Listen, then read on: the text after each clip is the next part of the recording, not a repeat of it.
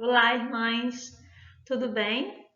Eu espero que vocês estejam todas bem, que estejam seguras, protegidas, em casa se puderem, e que muito em breve nós possamos nos reunir na igreja de novo. Eu tenho certeza que esse dia vai chegar e que nós possamos nos preparar para ele, né? E a Sociedade Socorro me convidou para compartilhar uma mensagem com vocês nesse domingo. E eu busquei em alguns discursos, encontrei um discurso lá em 2002, bem numa conferência bem distante, mas com uma mensagem extremamente atual para os nossos dias de hoje. Na verdade, o Elder Neil Maxwell falou para as nossas semanas agora. E o nome do discurso é Envoltos nos Braços de Seu Amor. E ele começa esse discurso falando sobre momentos de crises e terríveis eventos da humanidade. E fala que os verdadeiros discípulos manterão a fé num Deus amoroso que nos concede revelações e em seu plano para a redenção de seus filhos, que é a razão de tudo que ele faz. Então, de cara, a gente já pode começar a pensar nessa mensagem que o plano do Senhor de redenção e de felicidade ainda está em curso. Muito embora os momentos sejam muito ruins e de muito medo e de muita ansiedade, o plano dele ainda está acontecendo. Então nós precisamos focar nesse plano para encontrarmos segurança das nossas angústias, segurança emocional, segurança nele. Ele é a nossa segurança. E ele fala nesse discurso justamente isso, que Jesus venceu a maior das batalhas. Ele cita João 16,33, que diz: Tenho-vos dito essas coisas para que em mim tenhais paz. No mundo tereis aflições, mas tende bom ânimo, eu venci o mundo. E ele fala sobre a morte também, num determinado momento, sobre as pessoas que morreram em situações que morrem em situações difíceis, e fala sobre a ressurreição. E diz o seguinte: a expiação foi realizada proporcionando uma ressurreição universal para bilhões e bilhões de pessoas, erguendo todos da sepultura, independentemente de como e quando morremos. E isso é uma promessa e segurança para nós que estamos vendo pessoas morrendo de maneira tão cruel, sem poder se despedir da família, e outras mortes também que nós vemos por aí. Todas essas pessoas ressuscitarão por causa de Jesus Cristo. Isso para nós é uma promessa sagrada. E nós precisamos nos apegar a ela nesses momentos também de crise. Ele fala em Alma 36:3, amparados em provas e dificuldades de toda espécie, em todo tipo de aflições, sim, ele ainda nos libertará. Então, nós não devemos temer ou desfalecer. Lá em Mateus 24:6, como eu coloquei aí para vocês acompanharem, diz: E ouvireis de guerras e de rumores de guerras. Vede que não vos assusteis, porque é necessário que tudo isso aconteça, mas ainda não é o fim. Portanto, nós não precisamos desfalecer o nosso ânimo, já que nós sabemos aonde buscar, aonde é a fonte. Irmãs, os nossos convênios são a fonte. Se nós nos apegarmos aos convênios que nós fizemos com o próprio Salvador, nós teremos consolo, paz, alegria e a carga necessária para a gente passar por esses períodos de crise. Podemos recuar diante de certas coisas, tendo em vista a situação atual da humanidade, mas Jesus não recuou no Getsemane nem no Calvário. Em vez disso, ele terminou seus preparativos para os filhos dos homens. Então eu fiquei pensando nisso até durante a Páscoa, que a gente estava em casa, e o Senhor ali, quando ele estava para ser crucificado, ele estava exposto, ele estava sozinho, nenhuma das pessoas que conviveu com ele durante a vida toda dele estava com ele nesse momento. E ele estava ali pronto para ser entregue, as pessoas, ele sabia o que ia acontecer. Ele não recuou porque o propósito dele prevaleceu diante de tudo que estava acontecendo com ele ali. O propósito do que ele veio fazer aqui na Terra, do que ele havia vindo fazer aqui, foi maior do que o que ele estava passando em meio ao caos todo da situação. E conosco é a mesma coisa. Em meio ao nosso caos de sentimentos, de angústia, de tudo que a gente está vivendo nesses dias, o nosso propósito na Terra, o propósito do que estamos fazendo aqui, do que viemos aqui fazer, deve prevalecer na nossa cabeça, na nossa mente e nas nossas tarefas diárias. Então, se a gente tiver uma perspectiva eterna da nossa vida, as nossas atitudes muitas vezes vão mudar, porque o nosso propósito vai prevalecer, tá? No tocante às provações, inclusive as que testarão nossa fé e paciência, não existem pessoas isentas, apenas variações. E aí ele fala de uma ginástica, e aí eu convido as irmãs a uma reflexão aí, até em família de vocês, das famílias de vocês, para que a gente possa pensar em como a ginástica de ter paciência e fé aumenta a nossa capacidade de ter alegria, e isso é uma coisa que ele nos convida a fazer no discurso dele. Como a minha paciência e fé ser testada aumenta a minha capacidade de ter alegria. E, irmãs, eu fiquei pensando sobre essa pergunta e cheguei à seguinte conclusão. A nossa rotina, as coisas que eu fazia antes de maneira milagrosa, de repente, pelo teste de paciência e fé, a minha alegria nessas coisas aumentou muito. Todas as pequenas coisas que eu fazia na minha vida viraram bênçãos muito grandes. Então, de maneira milagrosa, como eu falei, a minha rotina virou uma bênção para mim. Então, eu hoje quero fazer muito, tudo que eu fazia antes. Eu quero poder ir no mercado, entrar no shopping, levar a minha filha na escola. É uma bênção muito grande para mim hoje. E fazer todas as outras, estar com a minha família, com os meus pais, visitar as pessoas, estar na igreja com as pessoas, todas essas pequenas coisas que já eram minhas, que eu já fazia, pela minha paciência e fé estarem sendo testadas, aumentou a minha capacidade de ter alegria. De modo paradoxal, as aflições e tristezas nos preparam para sentir alegria, se confiarmos em Deus e em seu plano para nós. E eu separei esse pensamento que eu acho bem propício e lindo, que fala sobre isso. E diz o seguinte: a tristeza prepara-te para a alegria. Varre violentamente tudo de tua casa para que a alegria tenha espaço para entrar. Sacode os ramos de folhas amareladas em teu coração para que folhas verdes cresçam em seu lugar. Arranca as raízes apodrecidas para que cresçam raízes novas. Seja quais forem as tristezas de teu coração, coisas muito melhores virão. Então, se a gente parar para perceber, todo esse movimento nesse pensamento é uma ação.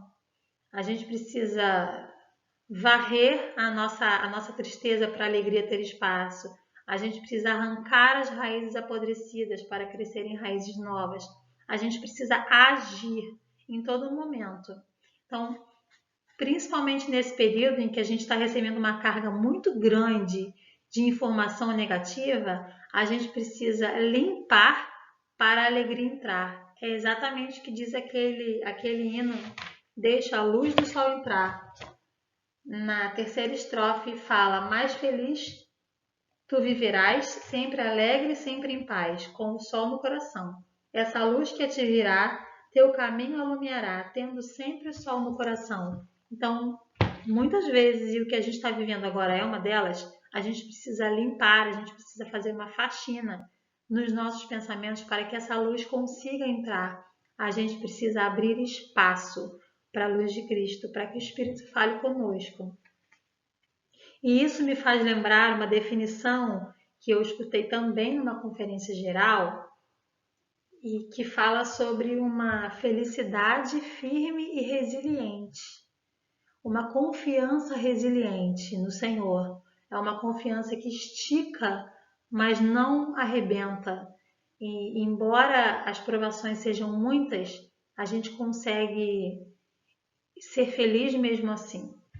E esse tipo de felicidade não é um simples prazer ou uma simples euforia, mas a paz e a alegria resultantes de nos submetermos à vontade de Deus, sejam quais forem as circunstâncias de colocarmos a nossa confiança nele em todas as coisas. Isso é uma felicidade resiliente. E as crianças estão aí para nos dar uma aula sobre alegria resiliente, confiança resiliente. As crianças confiam em nós e em Cristo também de forma resiliente. Então, de repente, elas não podem mais ir à escola, elas não podem mais nem no parquinho, elas não podem mais estar com os primos, elas não podem mais visitar os avós, elas não podem mais nada. E ainda assim, as crianças conseguem demonstrar alegria, elas aceitam, elas reagem positivamente às coisas e nós precisamos ser assim como elas, aprender nesses momentos a demonstrar essa confiança e alegria resilientes ao Senhor.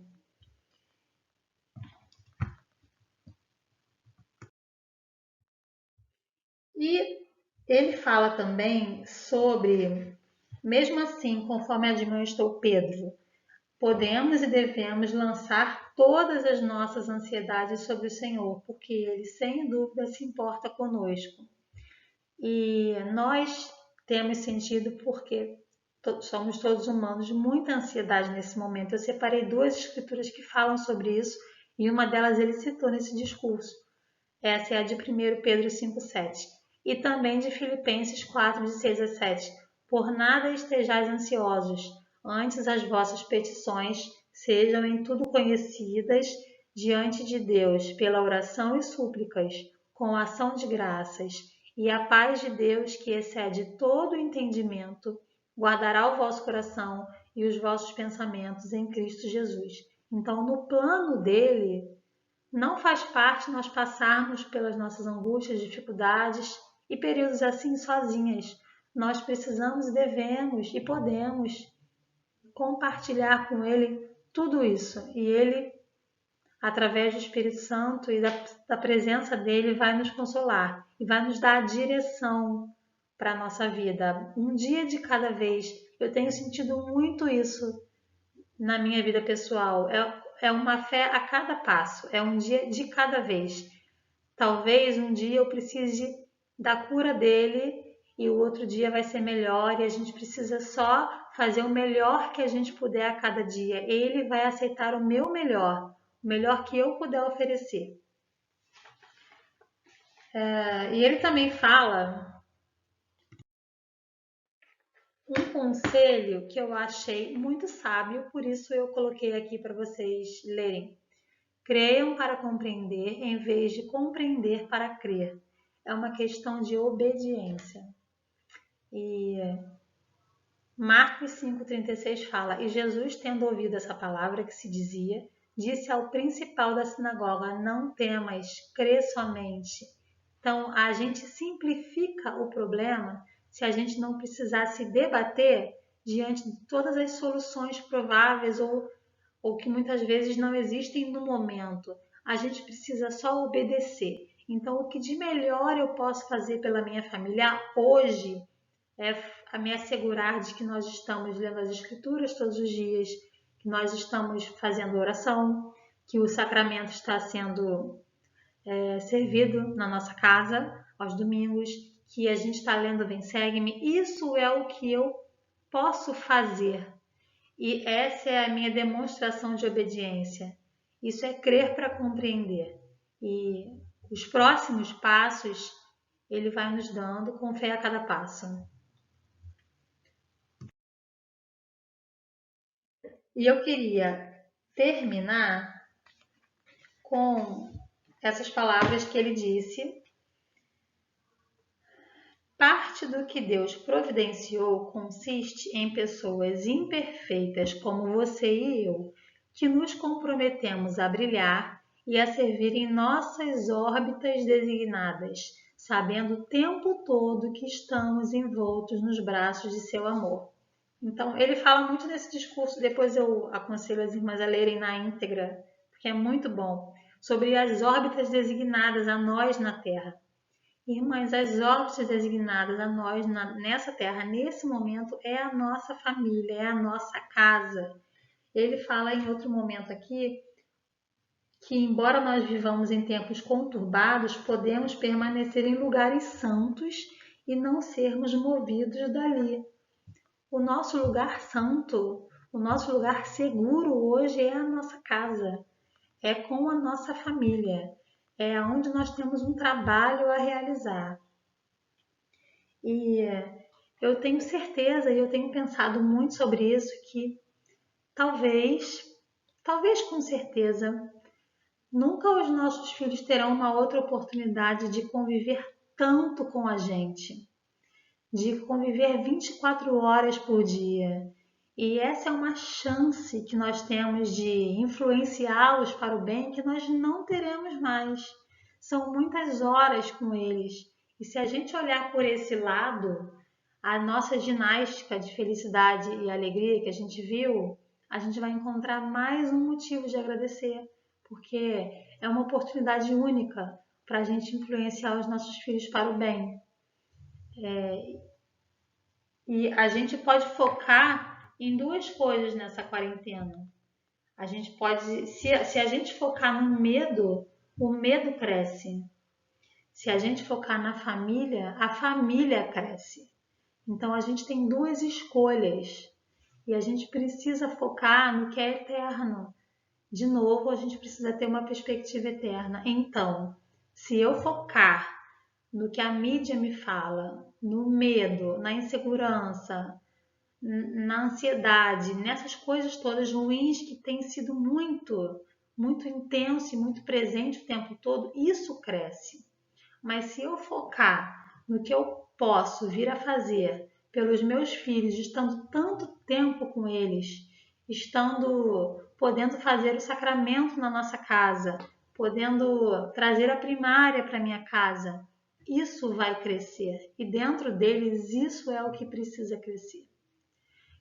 Quando isso tudo acabar e daqui a uns anos, os nossos filhos talvez não lembrarão muito das notícias que a gente está escutando hoje aqui, mas eles vão lembrar de como nós passamos por isso. E como nós passamos por isso, a gente está dando uma lição de resiliência para eles, do que eles precisam fazer para resolver os seus próprios problemas, as suas próprias crises e pandemias que eles vão ter na vida deles. Então, isso fica.